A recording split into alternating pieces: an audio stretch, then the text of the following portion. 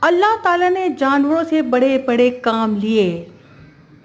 اللہ تعالیٰ جب چاہے چھوٹے سے چھوٹے جانور سے سب سے بڑے کام لے سکتا ہے۔ یہ اللہ کی قدرت ہے۔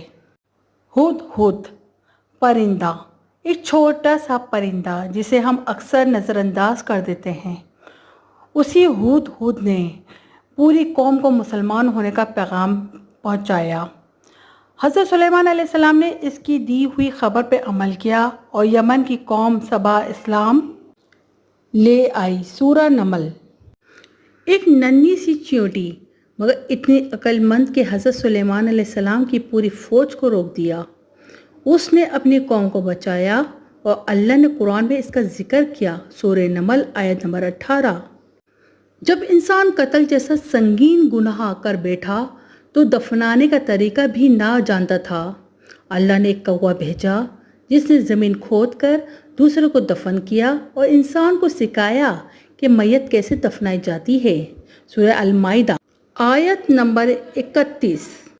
ابرہہ کعبہ خانہ کو گرانا چاہتا تھا لیکن اللہ نے ایک ہاتھی کے ذریعے اس کے منصوبے کو ناکام بنایا۔ جب بھی کعبے کی طرف رخ کرایا جاتا وہ ہاتھی چلنے سے انکار کر دیتا اور پھر اللہ نے ابابیلوں کے ذریعے اس لشکر کو مٹا دیا۔ سورہ الفیل۔ سوچئے جب جانوروں کو اللہ نے اتنے عظیم کاموں کے لیے چنا تو ہمیں کیوں نہ چنے؟ بس نیت خالص ہو، ایمان مضبوط ہو اور دل اللہ کے قریب ہو۔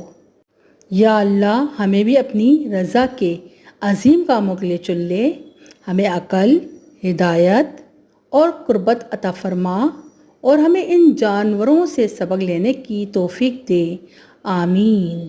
اے اللہ ہمیں اپنے دین کے لیے منتخب فرما، ہمیں اپنی خدمت کے لیے چن لے اور اپنی اطاعت کے کاموں میں ہمارا استعمال فرما، ہمیں ہدایت، عقل، ایمان اور قرب عطا فرما، ہماری نیتوں کو خالص کر دے اور ہمیں ان جانوروں کی طرح تیرے حکم کے لیے چوکنا، فرمانبردار اور مؤثر بنا دے، آمین یا رب العالمین۔ حضور میری تو ساری